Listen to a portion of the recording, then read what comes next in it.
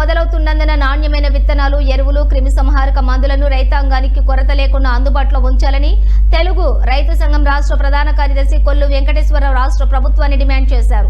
రాష్ట్రంలో జీలుగు, పచ్చి రొట్టె విత్తనాలు దొరక్క కొన్ని ప్రాంతాల్లో రైతులు రోడ్ల మీదకు వచ్చి ఆందోళన చేస్తున్నారని తెలిపారు. ప్రతి ఏడు నకిలీ విత్తనాలు, పురుగు మందుల వల్ల రైతులు నష్టపోతున్నారని చెప్పారు. వ్యవసాయ శాఖ అధికారుల ఉదాసీనత, నిర్లిప్తత వల్ల నకిలీ విత్తనాలు, ఎరువులు, పురుగుల మందులను ఫెర్టిలైజర్ దుకాణదారులు రైతులకు అంటగట్టి మోసం చేస్తున్నారని ఆరోపించారు. పెస్టిసైడ్స్, ఫెర్టిలైజర్ షాపులపై నిరంతరం వ్యవసాయ శాఖ అధికారులు పర్యవేక్షణ కొనసాగుతూ ఉండేలా ఉన్నతాధికారులు చర్యలు తీసుకోవాలని కోరారు. నకిలీ విత్తనాలు, పురుగు మందుల వల్ల రైతులు నష్టపోయిన సందర్భాల్లో షాపు యజమానితో పాటుగా ఆ ప్రాంత వ్యవసాయ శాఖ అధికారినిపై కూడా కఠిన చర్యలు తీసుకోవాలని డిమాండ్ చేశారు. కోదాడ, హుజూర్నగర్, సూర్యాపేట కౌంటింగ్ కేంద్రాలను పరిశీలిస్తున్న జిల్లా ఎన్నికల అధికారి collector Shri S Venkatrao Nalgonda parliament అభ్యర్థిగా కొందరు రఘువీర్ రెడ్డి, భువనగిరి పార్లమెంట్ అభ్యర్థిగా శ్యామల కిరణ్ కుమార్ రెడ్డి ఎన్నికయ్యారు.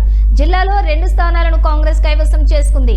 జిల్లా మంత్రులు ఉత్తమ్ కుమార్ రెడ్డి, కోమటిరెడ్డి వెంకటరెడ్డి నాయకత్వంలో భారీ మెజారిటీతో 2 ఎంపీలు గెలుపొందారు. ఉమ్మడి నల్గొండ జిల్లాలో ఉన్న 11 మంది శాసనసభ్యులు కాంగ్రెస్ పార్టీ తరఫున ప్రచారం నిర్వహించి 2 పార్లమెంటు స్థానాలను అభ్యర్థులను గెలిపించుకున్నారు.